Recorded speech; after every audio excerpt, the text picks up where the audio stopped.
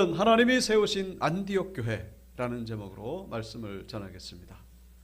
오늘 읽은 본문에 이 안디옥 교회에 대한 내용이 나오고 있습니다. 이 안디옥 교회는 최초로 이방 지역에 세워진 교회입니다. 이방 지역에 세워진 최초의 교회가 바로 안디옥 교회였다라는 것이죠. 안디옥이 어딘가? 여기 안디옥 있죠? 예루살렘이 여기 있습니다. 이 전체가 이 터키인데, 원래 이 안디옥은 여기 시리아라고 되어 있죠. 시리아.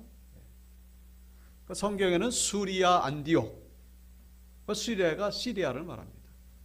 원래 시리아에 속한 도시였는데 1939년에 그때 2차 세계대전, 그때 이제 이 안디옥이 터키에 이제 편입이 되고 맙니다. 그래서 원래는 시리아 안디옥이었는데 지금은 이제 터키에 속한 그런 도시가 되고 말았습니다. 지금은 뭐 한 20만 명 정도 사는 뭐 크지도 작지도 않은 도시입니다만은 이 성경 시대에는 로마 제국이 통치하는 도시 가운데에 세 번째로 큰 도시, 가장 큰 도시가 바로 로마죠. 그 다음으로 큰 도시가 그 이집트에 있는 알렉산드리아. 그 다음에 세 번째로 큰 도시가 바로 50만 명. 당시에 50만 명은요, 어마어마한 숫자의 인구입니다. 그렇게 안디옥이 아주 대도시였다라는 것이죠. 그런데 오늘 본문에 나오는 이 안디옥 교회가 참 너무나 중요한데, 이 대도시에 세워졌기 때문에 중요한 것이 아니라 바로 이 안디옥 교회에 임한 하나님의 뜻, 하나님의 계획이 너무나 중요하기 때문에, 그래서 이 안디옥 교회는 너무나 중요한 교회라고 말할 수 있습니다. 말씀드린 대로 이 안디옥 교회는 이스라엘 내가 아니라 저 바깥에 이방 지역에 세워진 교회입니다. 이것이 의미하는 것은 바로 이 복음이라고 하는 것이 이스라엘 내에서만 맴도는 것이 아니라 이제는 전 세계를 향하여, 모든 열방을 향하여 이제 전파되기 시작했다는 것을 의미하는 사건이기 때문에 온 열방 가운데 복음이 전해지기 시작한 그 출발점이 바로 이 안디옥 교회라는 것으로 이 안디옥 교회의 중요성을 우리는 말할 수가 있다는 것이죠. 이렇게 중요한 안디옥 교회, 그래서 그동안 이 사도행전 보시면은 이제 이 예루살렘을 중심으로 사역이 진행됐습니다. 그런데 오늘 본문 11장부터는 이제 예루살렘 교회와 바통 타치를 하는 것이죠. 예루살렘 교회는 이제 저기 뒤로 물러가고 이제는 안디옥 교회가 전면에 나서게 됩니다. 안디옥 교회를 중심으로 선교가 이루어지는 거예요. 복음 전파가 이루어지는 거예요. 어디를 향해서? 세계를 향하여 복음이 전파되기 시작합니다. 이 안디옥 교회의 가장 큰 특징이 있다면 이렇게 중요한 안디옥 교회인데, 안디옥 교회가 세워지기까지 사람의 뜻과 사람의 계획은 1도 개입되지 않았다라는 사실. 안디옥 교회는 순전히 100% 하나님의 뜻으로 세워진 교회였다라는 것입니다. 모든 교회가 사실은 그렇게 세워져야 되겠죠. 그런 의미에서 이 안디옥 교회는 교회의 모델이라고 말할 수 있습니다. 순전히 하나님의 뜻으로 세워진 교회, 그게 바로 안디옥 교회였다는 것입니다. 여기 오늘 본문의 19절 그때에라는 단어로 시작됩니다.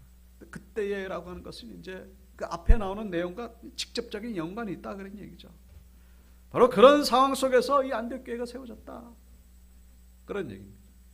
그때가 의미하는 중요한 사건, 우리가 지난 시간에 살펴봤던 내용 가운데 중요한 사건이 뭡니까? 그 사마리아 지역에 복음이 들어갔지 않습니까? 사마리아 사람하고 유대인들은요, 절대로 관계를 맺지가 않는 거예요. 같은 피가 섞여 있음에도 불구하고 개 취급했어요. 개 취급. 그래서 이제 이 사마리아가 중간에 있기 때문에 위쪽에도 이스라엘, 밑에도 이스라엘, 삥 돌아갑니다. 이렇게 가면 가까운데 이게 삥 돌아가요. 아주 상종을 합니다. 그런데 거기에 복음이 들어간 겁니다. 그리고 또 중요한 사건이 뭡니까? 지난 시간에 살펴봤던 그 로마 군의 장교 고넬료가 세례를 받고 성령 받고 예수를 믿게 된 그런 사건이 있었던 바로 그러한 때에, 근데 이 어간에 또 있었던 일이 뭡니까? 그 교회의 핍박이 엄청나게 심하게 시작된 것을, 이 스데반이 복음을 전하다가 돌에 맞아 죽는 것을 계기로 인해 가지고 교회의 핍박이 대대적으로 임하게 됩니다. 그래가지고 그때의 성도들이 여기 구브로 그리고 베니게, 예루살렘에서 베니게, 구브로, 안디옥 이렇게 막 다 피신한 거예요. 그렇게 해서 안디옥에 세워진 교회가 바로 안디옥 교회였다라는 것이죠. 예루살렘에서 우리 이번에는 안디옥에다 교회를 세웁시다 뭐 이래가지고 회의의 결과로 세워진 교회가 아니라, 인간적인 눈으로 보면은 어쩌다 보니 교회가 세워진 거예요. 박해를 피해가지고 도망다니다가 그곳에 세워진 교회가 바로 이 안디옥 교회였던 것이죠. 그런데 우리가 얼핏 보면은 어쩌다 세워진 교회인 것 같습니다만, 사실 이것은 하나님께서 이미 말씀하신 그 말씀의 성취로 이루어진 것이 바로 안디옥 교회라는 것을 우리가 잊어서는 안 된다는 것이죠. 하나님이 이미 말씀하셨습니다. 언제 말씀하셨죠? 뭐라고 말씀하셨습니까? 무슨 말씀의 결과가 안디옥 교회에 세워진 것입니까? 혹시 아시는 분 계시나요? 다 아시죠? 사도행전 1장 8절입니다. 다른 것이 아니라. 다 같이 읽어볼까요? 시작. 오직 성령이 너희에게 임하시면 너희가 권능을 받고 예루살렘과 온 유대와 사마리아와 땅끝까지 이르러 내 증인이 되리라 하시니라. 아멘. 성령이 임하게 되면은 이런 지역에까지 가가지고 교회가 세워지고 그래가지고 복음이 전파될 것이다. 그래서 가만히 보면은 예루살렘, 그래서 이게 점점 확대가 되는 거예요. 예루살렘, 그리고 유대, 그 다음에 사마리아에 복음이 들어가죠. 그 다음에 어디요? 땅끝까지. 바로 그 땅끝에 해당되는 것이 바로 안디옥. 땅끝의 시작이 바로 안디옥이었다라는 것입니다. 안디옥에 이 교회가 세워진 것은 어쩌다 세워진 것이 아니라, 우연히 세워진 것이 아니라 하나님의 정확한 말씀의 성취, 사도행전 1장 8절이 다시 한번 성취가 된 사건이 바로 안디옥 교회의 설립이다라는 사실. 그런 의미에서 볼 때 이 스데반의 그 돌에 맞아 죽는 사건, 그리고 교회에 임한 대대적인 핍박, 이것은 그런 마귀의 일방적인 공격으로만 볼 것이 아니고, 물론 마귀의 또 어떤 공격일 수도 있겠죠. 그러나 그 위에 하나님의 섭리가 있었다라는 사실, 하나님의 뜻을 이루기 위한 하나님의 과정이었다라는 것입니다. 이게 단순한 박해가 아니고, 단순한 어려움, 단순한 불행이 아니고, 바로 이 사건이 바로 하나님의 그 뜻을 이루기 위한 과정이었다라는 사실. 그래서 늘 말씀드립니다만, 우리 하나님 나라에서는 버릴 것이 없는, 하나님이 뜻을 이루시는 방법은 너무나 다양합니다. 우리가 인간적으로 볼 때 이 아름다운 모습으로 하나님의 뜻을 이루는 경우도 많이 있습니다만, 그렇게 하나님 역사하셨구나. 그 반대되는 모습으로도 하나님이 뜻을 이루신다라는 사실을 잊어서는 안 된다는 것입니다. 여러분, 대대적인 핍박이 임할 때에 이것이 하나님의 뜻을 이루는 과정이라는 것을 알았던 사람이 누가 있겠습니까? 이게 마귀가 진짜 들끓나 보다. 우리는 이제 죽었구나. 예수 믿는다는 것, 그거 다시 한번 생각해 봐야 돼. 그것이 아니라 바로 그 순간 속에 여전히 하나님은 역사하시고 하나님은 일하시는 바로 시간이었다라는 사실을 성경은 우리에게 말씀해 주고 있는 것이죠. 여러분, 이 초대교회가 당했던 그 환난과 유사한 그런 상황 속에 있는 분들이 아마 계실 것입니다. 낙심하지 마시고, 여전히 하나님은 하나님의 뜻을 이루기 위하여 하나님이 역사하시고 일하신다라는 사실을 기억하시고, 그래서 될 듯 하면서도 안 되는 것이 인간의 역사고, 안 될 듯 안 될 듯 하면서 되뇌어지는 것이 바로 하나님의 역사라는 사실을 잃어서 안 된다는 것입니다. 그래서 하나님께 어떤 상황 속에서도 감사드리시고, 하나님 감사합니다.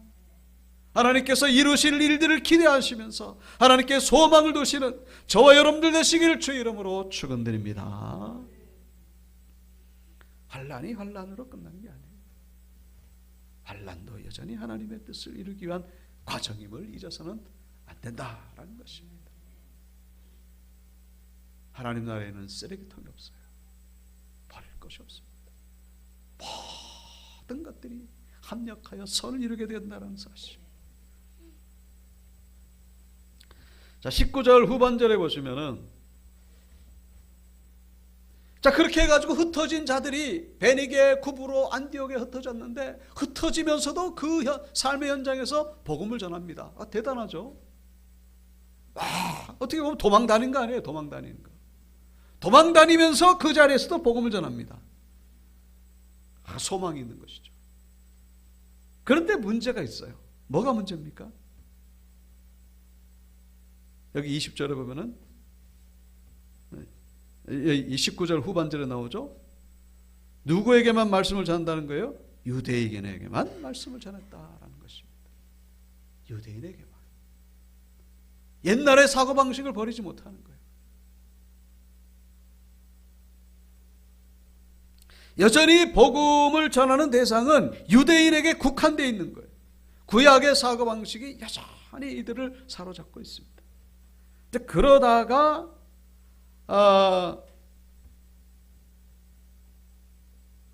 여기 20절에 보면은 구브로와 구레네 몇 사람이 안디옥에 이르러. 구브로 베니게, 구브로, 안디옥으로 다 피했는데, 그런데 이제 피하면서 복음을 전하는데 유대인에게만 복음을 전하는 거예요. 그러다가 이제 구브로에 있던 어떤 성도들이 안디옥에 와가지고 안디옥에서 복음을 전하는데, 이 사람들은 유대인에게만이 아니라 이 헬라에게, 이방인에게도 복음을 전했다라고 오늘 본문은 말씀하고 있습니다. 그래서 하나님의 은혜로 말미암아 수많은 사람들이 믿고 주님께 돌아왔다라고 성경은 기록하고 있죠.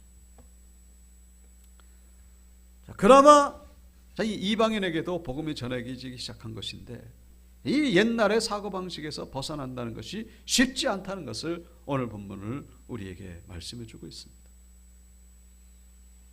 지난 시간에도 말씀드렸습니다만 사도행전 2장에 성령의 역사가 강력하게 제자들에게 모두에게 임했습니다만 여전히 그들의 사고방식은 변하지 않았어요. 그냥 우리 유대인들끼리만 구원받는다, 그런 생각에 갇혀 있었던 것이죠. 우리가 오늘 본문 전에 나오는 내용을 우리가 건너뛰었습니다. 우리가 10장까지 보고 11장 1절부터 18절을 이제 건너뛰었는데, 여기 내용이 바로 고넬료에 대한 그 내용의 연속입니다. 우리가 지난 시간에 그 베드로가 고넬료 집에 방문해 가지고 고넬료 세례주고 고넬료가 구원받았다는 그런 내용을 우리가 묵상했었지 않습니까? 그런데 이 고넬료가 구원받았다는 내용이 예루살렘 교회에 들렸을 때에 예루살렘 교회가 어떤 반응을 보였냐면은 그걸 박수치고 하나님께 찬양 드리는 것이 아니라 베드로를 비난하기 시작하는 거예요. 왜요? 아니 어쩌자고 할례 받은 이 베드로, 하나님의 백성이 할례 받지 않은 그 이방인이 집에 들어가 가지고 함께 식사를 하느냐? 11장 1절과 2절이죠. 유대에 있는 사도들과 형제들이 이방인들도 하나님의 말씀을 받았다 함을 들었더니 베드로가 예루살렘에 올라갔을 때에 할례자들이 비난하여 이르되 내가 무할례자의 집에 들어가 함께 먹었다.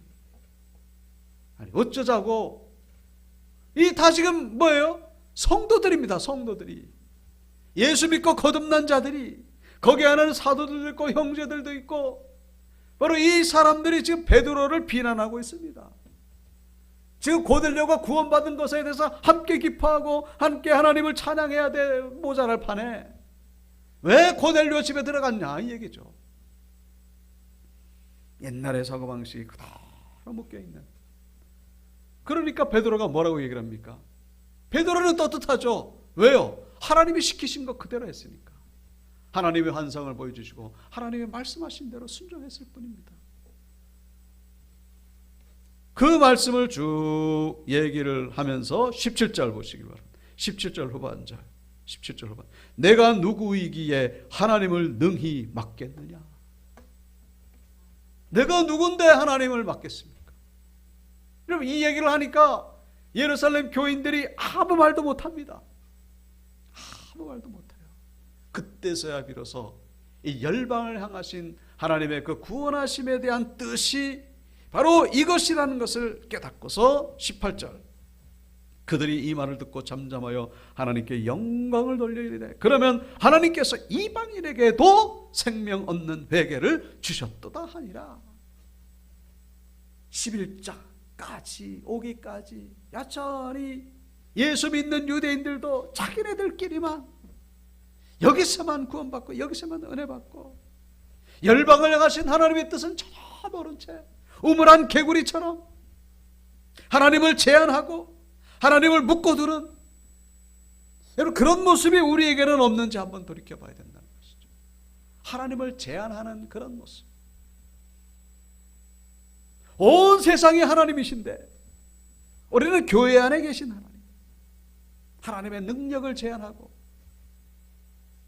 하나님의 성품을 제한하고 종교에다가 가둬버리고 우리의 이상에다가 가둬버리고 우리의 잘못된 성품에다가 하나님을 가둬버리는 하나님의 능력을, 어떻게 그런 일이 일어날 수 있어요?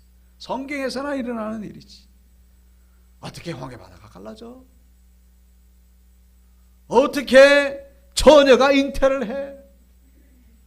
어떻게 하늘로 승천할 수 있어? 그건 말도 안 되는 소리. 그냥 그건 비유고. 여러분, 그런 의미로 하나님을 제한하는 경우도 있습니다만은 우리의 잘못된 그런 인성, 우리의 잘못된 성품, 이런 것들로 인해서 하나님의 영광을 가리우는, 하나님을 제한하는 것이죠.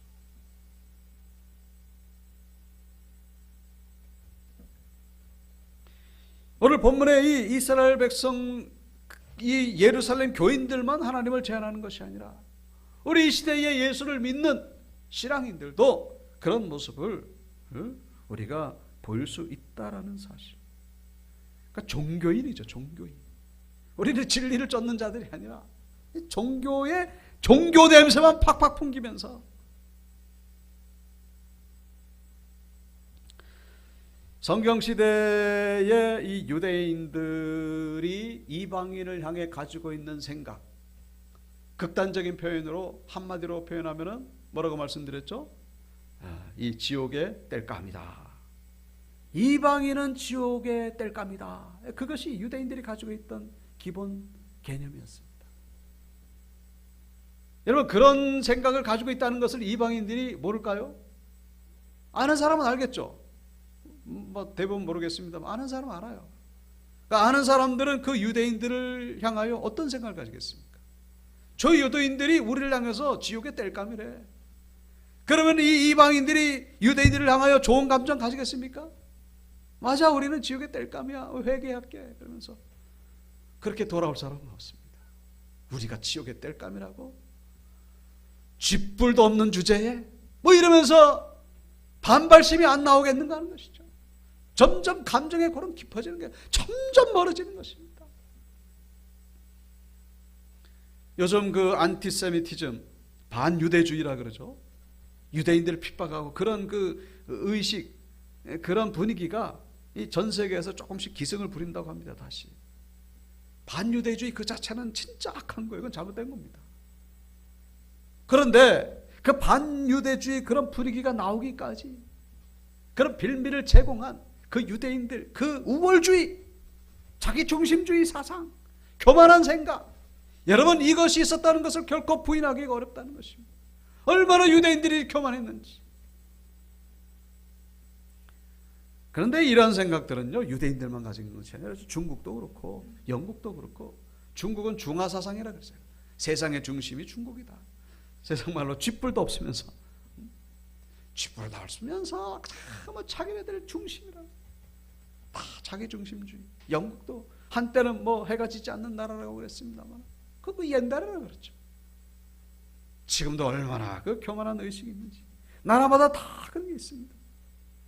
근데 국가별로 그런 게 있습니다만, 우리 신앙인들에게 그런 모습은 없죠. 개신교인들에게 그런 모습은 없는지. 자꾸 영적 전쟁 그러다 보니까 가게에서 물건 살 때도 그 물건 값을 깎기 위해 가지고 그 주인하고 그냥 대판 싸우면서 나중에는 자기가 원하는 값을 치르고 나서 그 다음에 승리에 따르면서 하나님을 찬양하고, 이것이 과장된 표현입니까?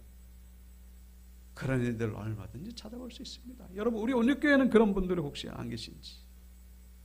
여러분, 바로 그 자리에서 예수 믿으세요 그러면은 그 가게 주인이 뭐라고 그러겠습니까? 여러분, 그 물건 값을, 물론 진짜 부당한 그런 주인도 있겠죠. 근데 그것이 아니라 깎으려고 그러다가, 그래가지고 값을 치고 나서 예수 믿으세요 그러면은 그 주인이 뭐라고 그러겠습니까? 제가 지금 뭘 말씀드린죠? 하나님을 제한해서는 안 된다는 것입니다. 하나님을 묶어두면 안 된다는 거예요. 우리가 희생할지언정, 우리가 손해볼지언정, 우리를 통하여 하나님의 영광이 드러나야 된다는 것입니다. 근데 우리를 통해 하나님의 영광이 가려지는 경우가 얼마나 많은지 모른다는 거예요. 할렐루야, 아멘, 주여, 예수 우리 아버지, 그러면서 의의 기준, 선의 기준을 믿음에서만 찾는데 아주 위험한 겁니다. 위험하다는 것이죠.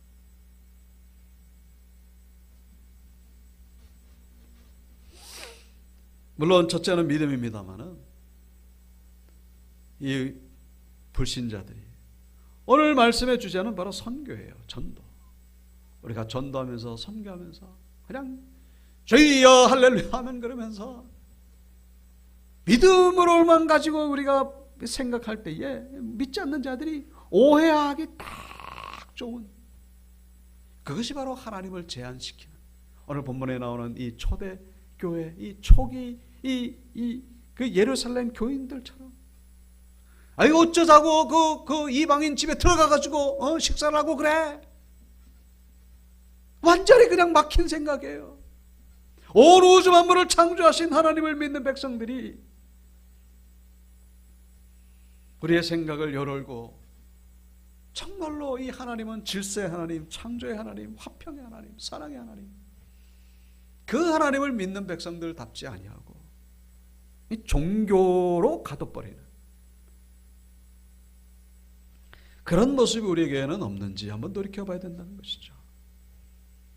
거기서 변화된 것이 바로 안디옥 교회였다라는 것입니다. 그렇게 하지 않았던 교회가 바로 안디옥 교회였다라는 것이죠. 자, 이 안디옥의 그 이방인들이 구원받는다는 얘기를 듣고서, 결국은 베드로의 얘기도 듣고서, 그 다음에 이제 이 예루살렘 교회가 안디옥에다가 일꾼을 파송합니다. 그동안에는 안디옥에 이제 복음을 전했습니다. 다 어떻게 보면 평신도죠. 뭘 잘 모르는.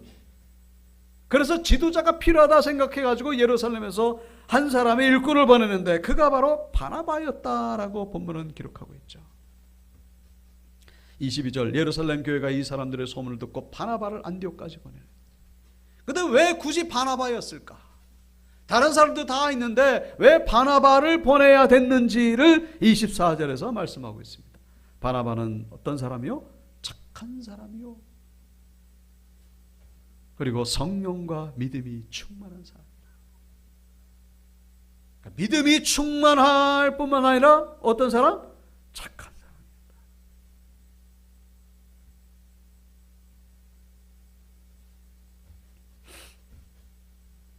바로 믿지 않는 이 이방인들이 공감하고 이방인들에게 감동을 줄 만한 그런 인물로서 바나바를 보냈다라는 것입니다. 만약에 베드로를 보냈다면 어떻게 됐을까요? 물론 베드로도 잘했겠죠. 근데 베드로와 바나바는 좀 비교가 됩니다. 그 급한 성격, 그 다혈질적인 그런 기질, 물론 그것도 하나님이 다 사용하십니다만 지금 상황에서는 아주 조심해야 되는 거예요. 그 베드로의 그 급한 성격 때문에 일주일이면 될 일을 한 달이 걸릴 수도 있고, 그 믿지 않는 자들이 오해할 만한 그런 부분들로 인해 가지고 걸림돌이 될 만한 부분들이 있다고 어떻게 부인할 수 있겠는가 하는 것이죠. 바나바는 인격적으로도 갖춰진 사람이었고, 그리고 믿음의 성령이 충만한 사람이었다라는 것입니다.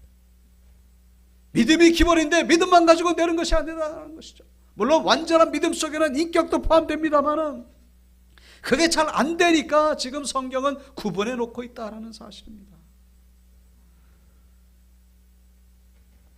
마태복음 5장 16절, 이같이 너희 빛이 사람 앞에 비치게 하여. 여기서 말하는 사람은 믿지 않는 자들이죠.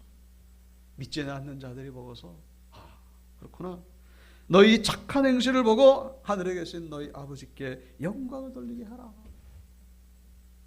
우리의 믿음이 삶으로 드러나야 된다는 것입니다. 디모데전서 1장 19절, 믿음과 착한 양심을 가지라. 믿음 가지면 됐지 뭘 또 뭐가 더 필요해. 그게 아니라 착한 양심이 따라줘야 된다는 것이죠.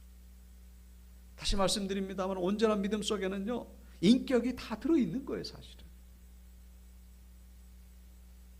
근데 그게 잘 안 되기 때문에 성경은 구분해 놓고 있다는 사실입니다.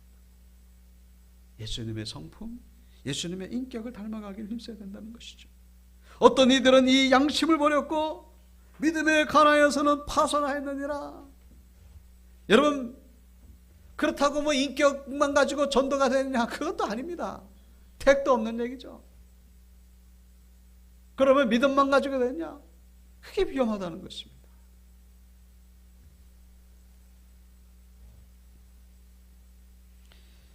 바라기는 우리 온육교회 성도님들 가운데에 오늘 이 안디옥 교회가 보인 이 영성, 바나바가 보여주는 이 영성, 닮아가시는 우리 온육교회 되시기를 주의 이름으로 축원드립니다. 믿지 않는 자들에게도 인정을 받을 수 있는. 그래서 이 바나바가 안디옥에 가가지고 가장 먼저 한 일이 사울을 데려오는 일입니다. 사울, 얼마 전에 회심했던 이 사울, 그가 지금 고향 다소에 있어요. 그래서 다소에서 찾아와가지고 안디옥에서 이 바나바와 사울이 함께 이 성도를 훈련시킵니다. 26절, 안디옥에 데리고 와서 둘이 교회에 1년간 모여있어 큰 무리를 가르쳤고, 그 큰 무리가 바로 이 성도들이죠. 그 성도들인데 뭐 믿음은 있는데 뭐 이게 규모가 없어요. 들쭉날쭉하고, 무리, 복음서에 많이 나오잖아요. 예수님 주변에는 항상 무리가 있어요. 근데 그 무리가 어떻게 변했다고요? 제자들로 변했다라고 말씀하고 있습니다. 무리와 제자의 차이가 뭡니까? 무리는 우 하고 모였다가 우 하고 흩어지는 것이 무리입니다. 뭐가 있다 그러면 어디 나도 한번 가보자. 와 좋다 박수. 그냥 감정적이고 그저 그냥 분위기에 휩쓸리고 뭐가 뭔지 잘 몰라요. 그냥 좋은 게 좋은 거예요. 그냥 기적이 일어났다, 오병이어이 뭐 떡이 있다 그러면 가서 그냥 우 하고. 근데 저 예수가 저 죽일 자래. 그래 죽이자. 또 죽이고 왔다 갔다 합니다. 그게 바로 무리라는 거예요. 그런데 그 무리가 어떻게 됐다는 거예요? 그러니까 이제 이 무리, 안디옥에 처음에 이 교인들도 그 군중이죠. 군중. 예? 군중. 부안해동하고 왔다리 갔다리 하고. 근데 이 무리가 제자로 바뀌어졌다. 제자는 뭡니까? 제자는 훈련된 자들을 말하는 거예요. 훈련된 자들. 뭐에 훈련된 자들? 말씀에 훈련된 자들. 그 바나바와 사울이 그걸 너무나 잘 알고 있기 때문에 이거를 행한 거예요. 둘이 교회에 1년간 모여서 큰 무리를 가르쳤고, 가르쳤더니 무리가 제자가 변화된 거예요. disciple, 제자. discipline이 훈련하다, 그런 뜻이죠.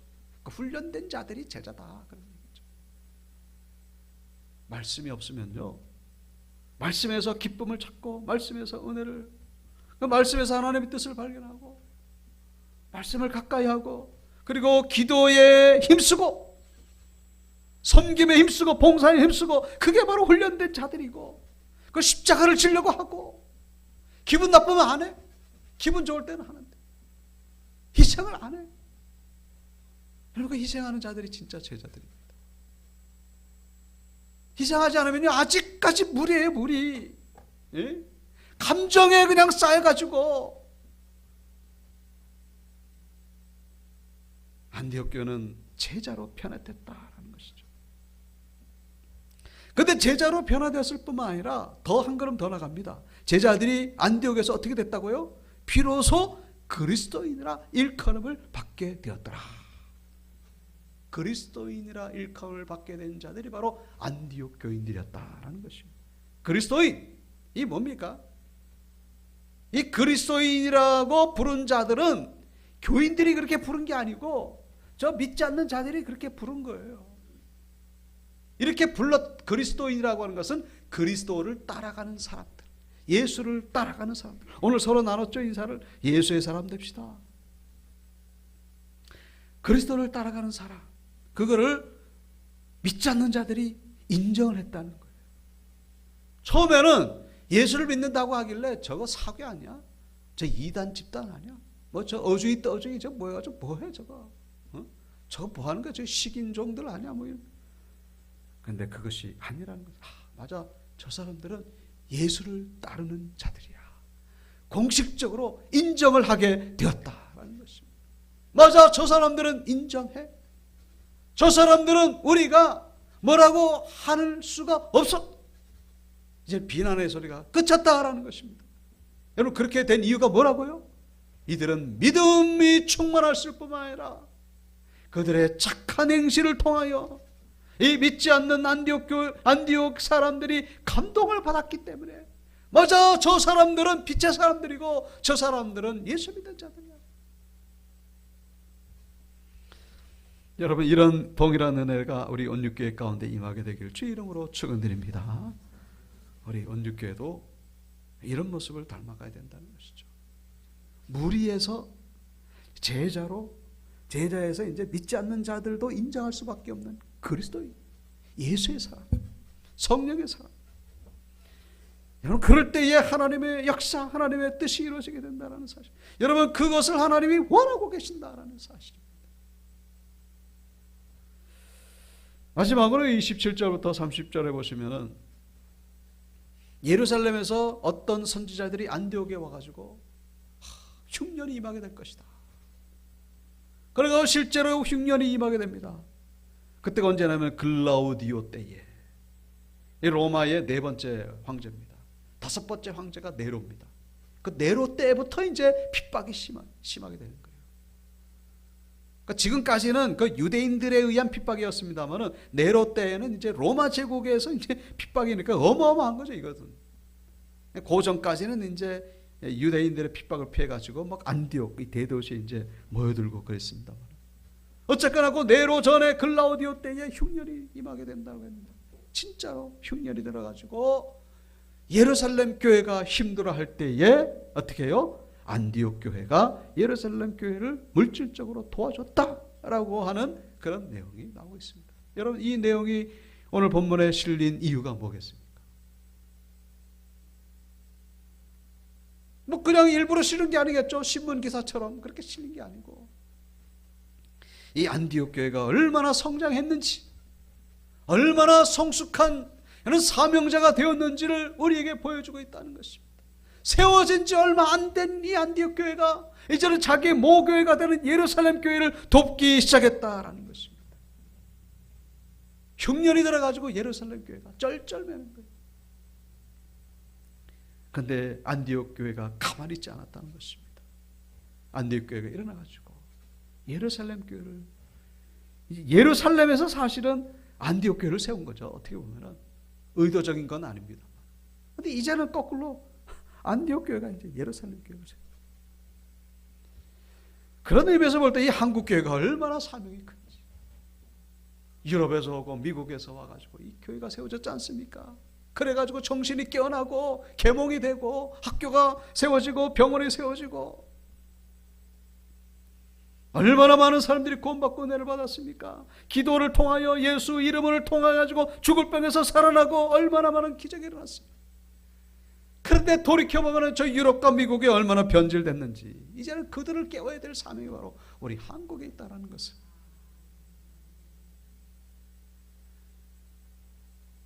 말씀을 마칩니다. 안디옥 교회는 하나님이 세우셨습니다. 이게 안디옥 교회가 세워질 그 과정 속에 보면요, 이게 무슨 교회가 세워지는 건지 아닌지 도대체 알 수가 없어요. 뭐 죽이는 건지. 그런데 떡 하고 보니 이게 교회가 세워지더라는 것이죠. 하나님의 귀한 사명을 감당하는, 여러분 동일한 그 역사가 우리 개개인에게도 일어나고 있다는 사실. 이게 뭐 죽이는 건지 살리는 건지. 근데 결국 그 말씀 붙잡고 나면은 결국은 이게 하나님의 일꾼으로 세워지게 되는 과정이라는 사실. 안디옥 교회가 하나님 앞에 영광 돌렸던 것처럼 우리 온유교회 성도님들도 결국에는 하나님께 영광 돌리시고 우리 온유교회가 일어난 육교회와 같은 교회가 되시기를 주의 이름으로 축원드립니다.